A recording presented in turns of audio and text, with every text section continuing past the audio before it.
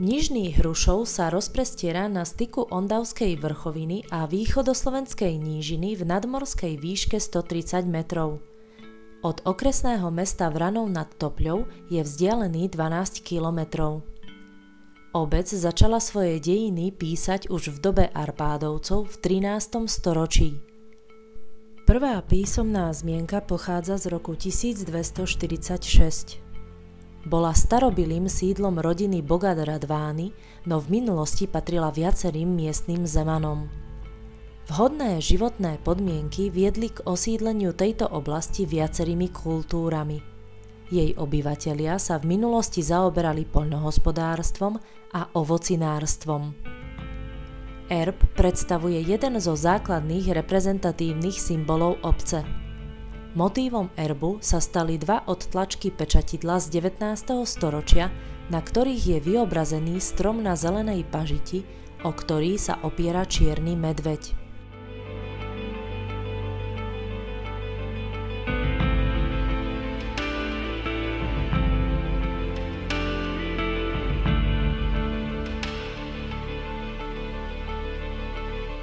V katastri obce sa dodnes zachovali mohyly pochádzajúce z doby kamennej. Ide o pompézne hroby inak pomerne chudobnej kultúry. Sú typickým znakom pochovávania starých civilizácií. V roku 1975 boli hrušovské mohyly zaradené do štátneho zoznamu kultúrnych pamiatok.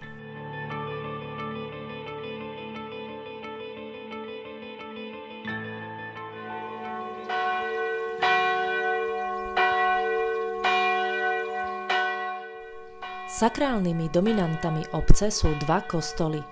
Rímskokatolíckym veriacim slúži kostol pochádzajúci z roku 1917. Bol postavený v neoromantickom slohu.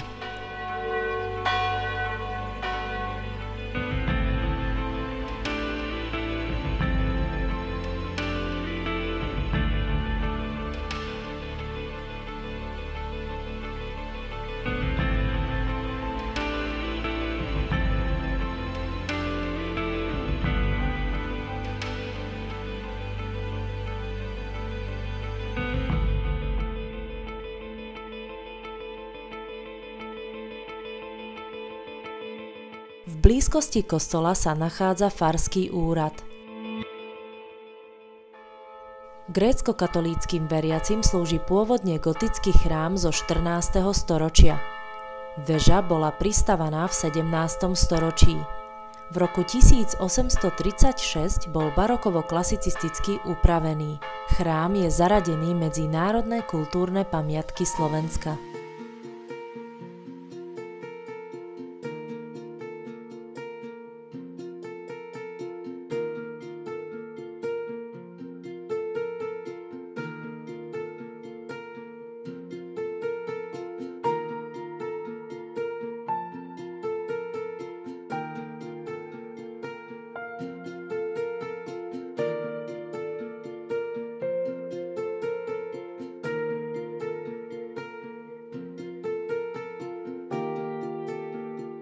Svoj kláštor tu má ako v jedinej obci na Slovensku Kongregácia sestier Matky Božieho milosrdenstva.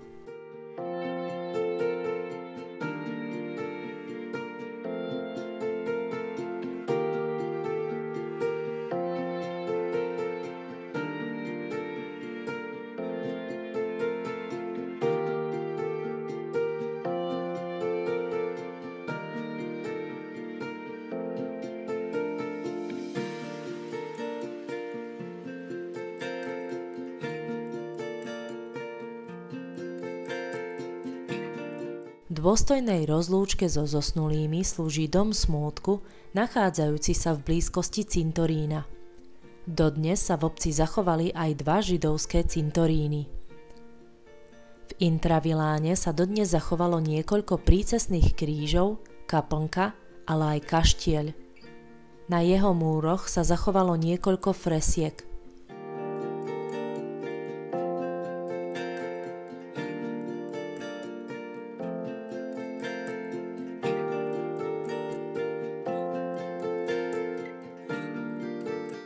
V minulosti tu žila maliarka svetového mena Anna Lesnaj.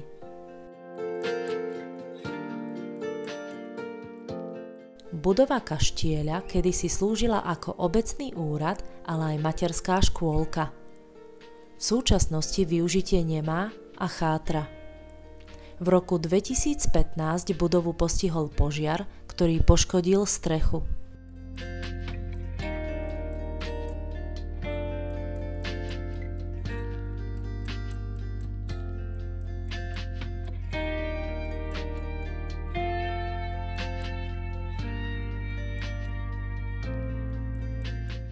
Administratívne je obec začlenená do Vranovského okresu. V súčasnosti má Nižný Hrušov 1592 obyvateľov, ktorým poskytuje dostatočnú infraštruktúru. Obec je plynofikovaná a elektrofikovaná. Starostlivosti o verejné plochy je zo strany vedenia obce venovaná maximálna pozornosť. Upravené sú cesty, chodníky v centre obce, ale aj autobusové zastávky. Obec v súčasnosti pripravuje celkovú rekonštrukciu miestnych komunikácií, ako aj dokončenie kanalizácie a čističky odpadových vôd. Plánovaná je aj výstavba mosta cez Ondavu smerom do obce Dlhé Klčovo, spojená s výstavbou cyklotrasy.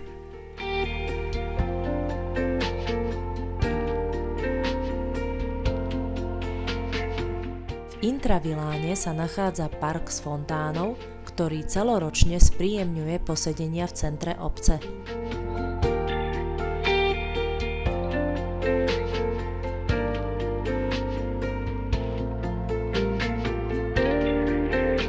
S cieľom znížiť energetickú náročnosť a zároveň zvýšiť bezpečnosť obyvateľov bolo inštalované moderné LED osvetlenie.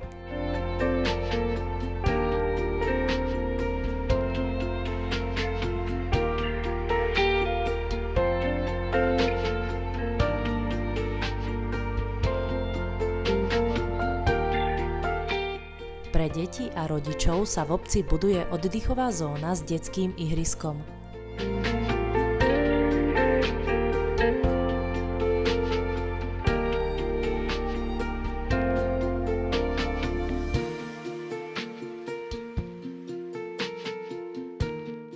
Administratívnym centrom obce je budova obecného úradu.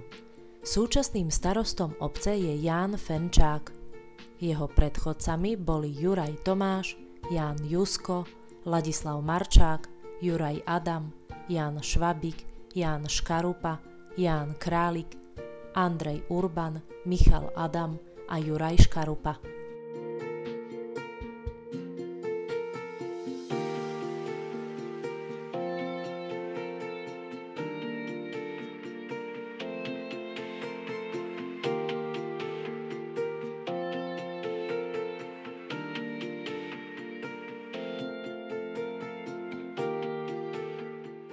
Obec rozvíja cezhraničnú spoluprácu s poľskou partnerskou obcou Ivonič-Zdroja, ale aj maďarským partnerským mestom Hatvan, v ktorom žila maliarka Anna Lesnaj.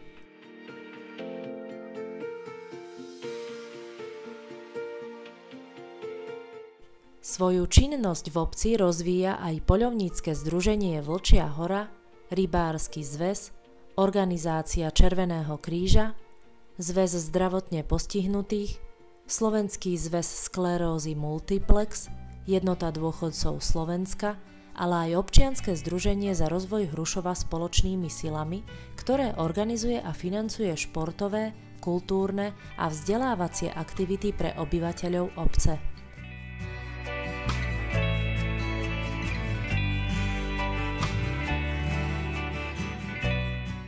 Priestory kultúrneho domu využíva aj ochotnícke divadlo Nižný Hrušov. Svoje pôsobenie začalo v 30. rokoch 20. storočia a funguje dodnes.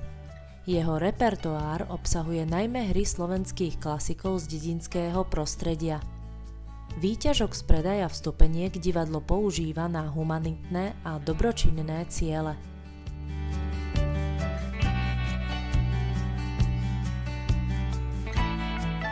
V roku 2015 sa tu organizoval v poradí už 6. ročník majstrovstiev v kosení ručnou kosou s názvom Zemplínska ostrá kosa. Na tomto už tradičnom podujatí si svoje sily zmerali nielen domáci, ale aj súťažiaci z celého Slovenska.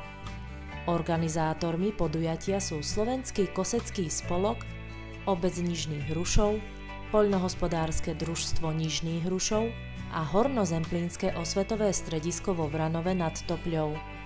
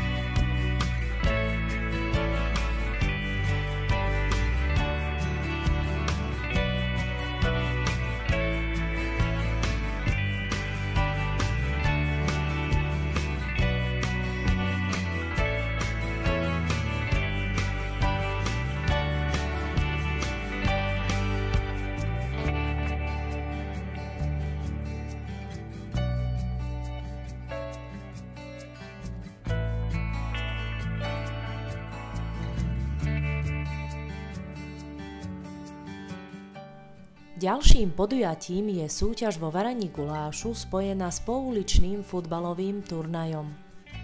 Družstvá medzi sebou súťažia nielen o hlavnú cenu, ale aj o cenu za netradičnú ingredienciu či cenu pre najoriginálnejšie družstvo.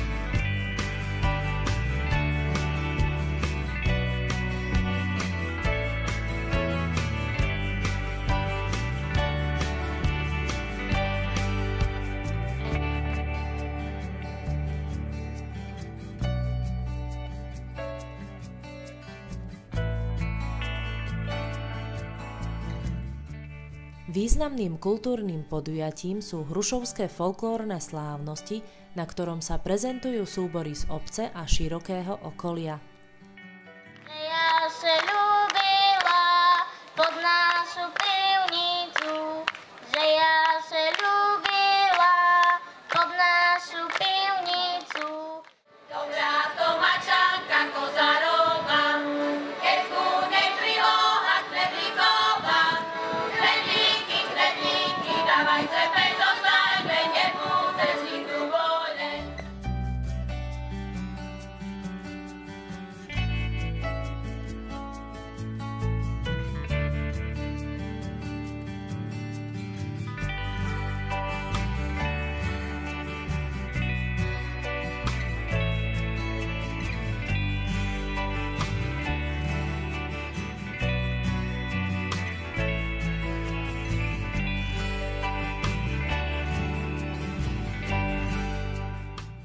Spev a hudba majú v Nižnom Hrušove dlhoročnú tradíciu. Mužská spevácka skupina Hrušovčan tu pôsobí viac ako 7 rokov a momentálne má 13 členov. Jej hlavné zameranie je vyhľadávanie, uchovávanie a propagovanie ľudových piesní, zvykov a tradícií. Čas potrebný za staršou nechcem ja falošníka, nechcem ja celú zbovať, jak mi bude dlužbu treba tam sebe zavolať. Nechcem ja falošníka,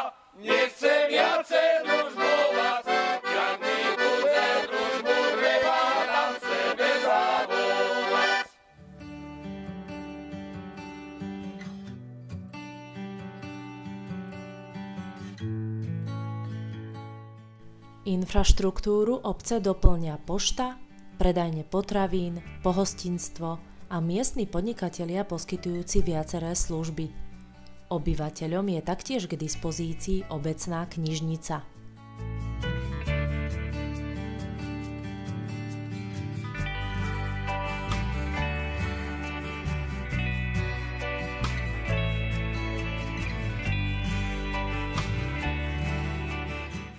Medzi významné podnikateľské subjekty patrí čokoládovňa, ktorá na území obce pôsobí od roku 1995.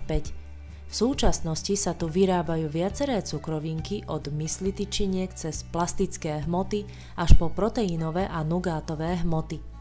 Medzi hlavné ciele spoločnosti patrí udržať cukrovinárske remeslo na východe Slovenska.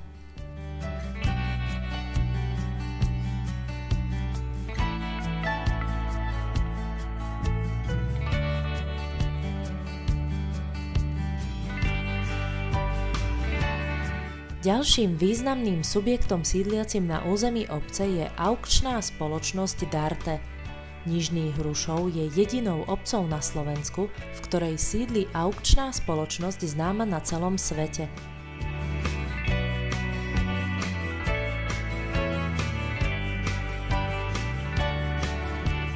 Školstvo je v obci zastúpené základnou a materskou školou. Okrem vyučovacieho procesu, obe školské zariadenia pripravujú pre svojich žiakov rôzne kultúrne, ale aj športové podujatia.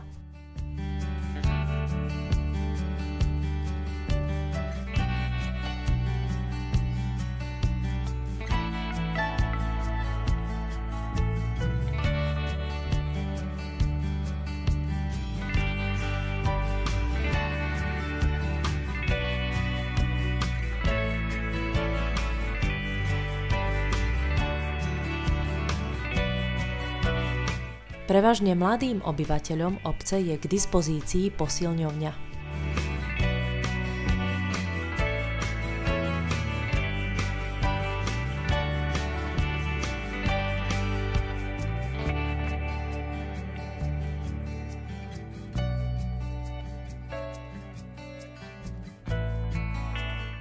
Na športové aktivity v obci slúži futbalové ihrisko, ktoré je zároveň domácim stánkom futbalového klubu.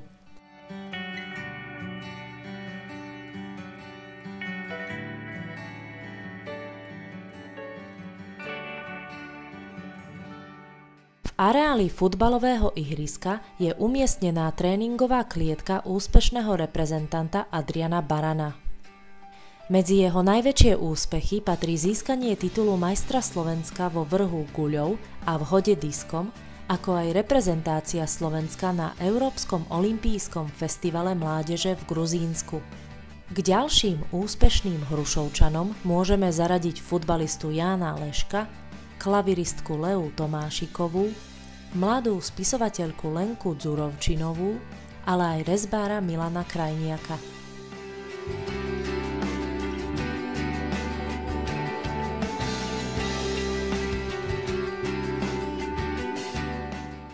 Od roku 1921 v obci pôsobí dobrovoľný hasičský zbor. V súčasnosti má zbor 30 členov, ku ktorým sa pridali aj dievčatá. Zbor dnes disponuje modernou hasiacou technikou, ktorá im zabezpečuje väčšiu efektivitu pri zásahoch, ale aj zvýšenie záujmu najmä mladšej generácie o hasičstvo.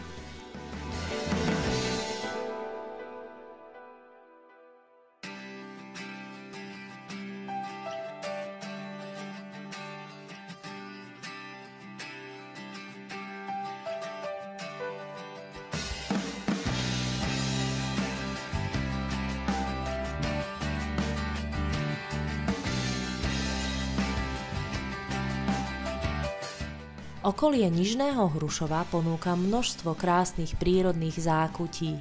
Jedným z nich je aj rybník, nachádzajúci sa v katastri obce.